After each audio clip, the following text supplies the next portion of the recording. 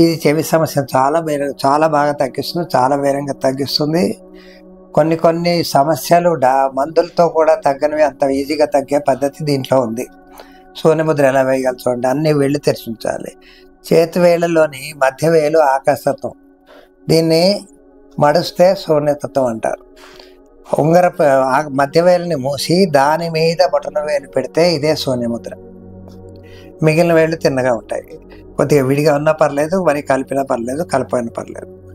కొంచెం వంకర ఉన్నా బాధపడద్దు. అరచేతులు పైకి పెట్టే లైట్గా కూర్చోవాలి.